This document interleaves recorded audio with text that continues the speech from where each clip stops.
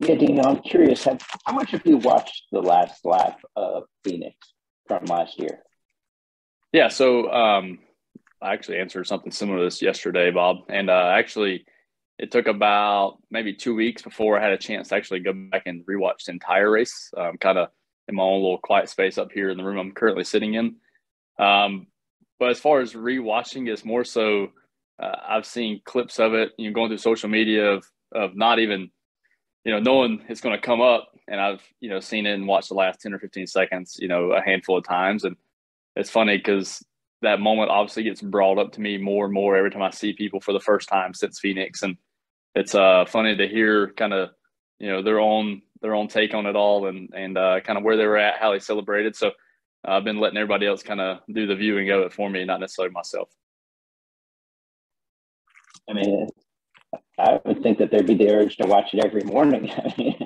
I mean, get you started with your day. Is there? I mean, I guess there's something to be said about you don't want to live in the past, right? But also something about relishing that moment. So how do you balance that?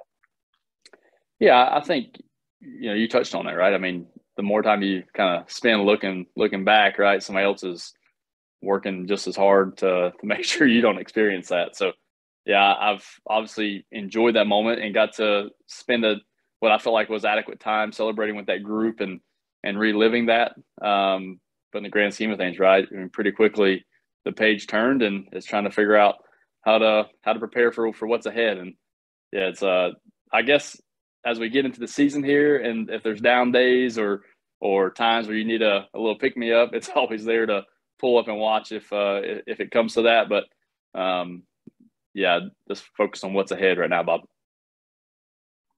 Thank you. Yep. Okay, our next question will come from Justin Parmer. Go ahead, Justin. Thank you. Daniel, this is going to be another transition to this year. You're moving to Colleague. What's the transition been like for you going from Hemric affiliates now over to Colleague?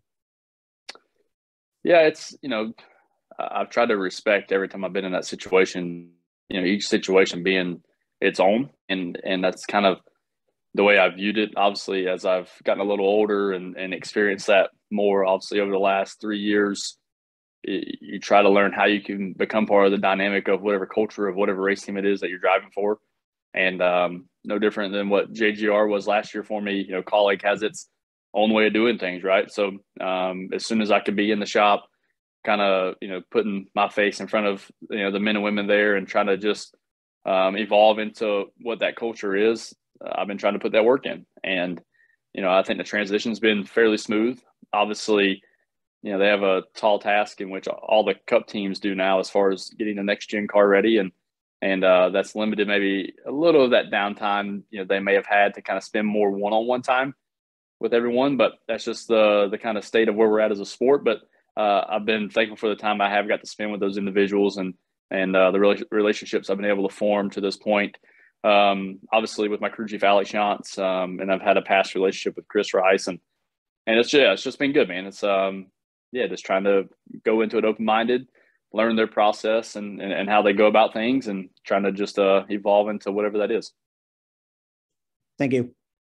Yep. Okay, our next question will come from Tucker White. Go ahead, Tucker.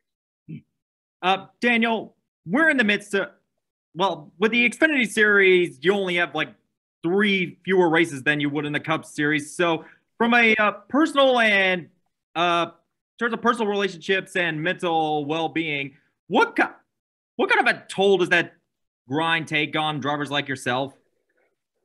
Yeah, it's a great question. I think it's one of those things you don't necessarily know as an athlete of any form until you kind of live it. Having an opportunity, like you said, it's only three races difference from the Cup to the Xfinity stuff. So it don't seem like a lot, but then whenever you get into the grind of the Cup season, like I was able to experience in 2019, you look back and it feels like it's an extra 15 weeks. And that's just because of, it's the Cup level, right? It's the highest form motorsports you can get to. And you're pulled in a lot of different directions and you have a lot more obligations. It's just the nature of the beast at that level. But then I think as you go through that and you learn better ways to balance your time, better situations and learning who you need to surround yourself with as far as individuals, and that helps the mental state, and that my opinion helps I hate to use the word deterioration of your mental space in your body, throughout the season. It helps slow that and helps curve that in a appropriate manner. I don't think I was necessarily in the best spot halfway through my initial Cup season.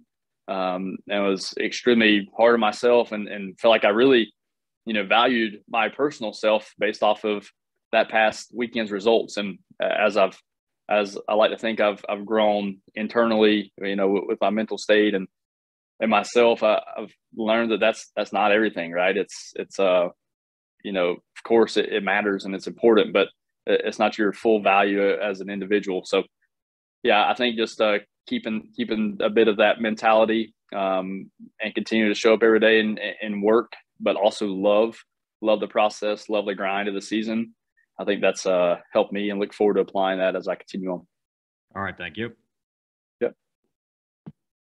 All right. Any final questions for Daniel before we let him go?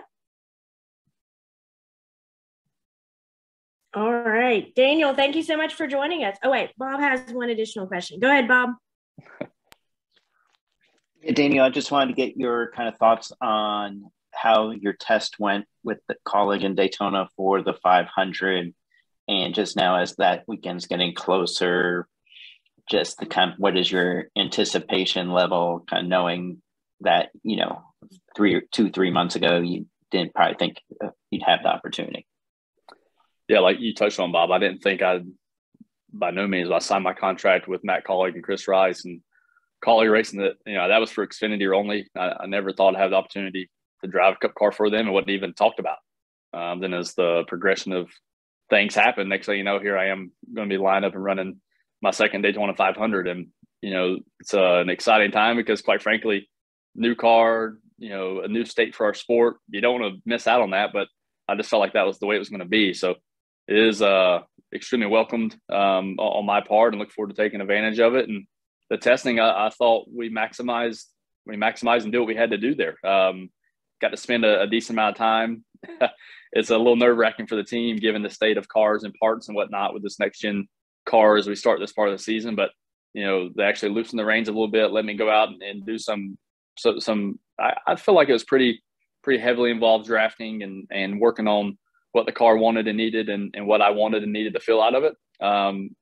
And I was happy to do all that then, because as we go throughout, practice and whatnot, as we do get to Daytona next week, that's going to be a little bit more, or I guess really a less priority for the fact that we've already experienced some of that, and for the sake of taking care of our cars and our equipment until it matters come Sunday, the 500. So I feel like we learned what we needed to learn, took away some crucial data points I felt like for myself and the team, and hopefully be able to apply that to not only myself, but Justin Haley and that 31 group, and trying to get a good result for all the men and women at Colleague Racing. Thank you. Yep. All right. Our next question comes from Ashley McCubbin. Go ahead, Ashley. Hey, Daniel, thanks for your time today. What's Absolutely. it going to take to defend the championship this season in the Xfinity Series?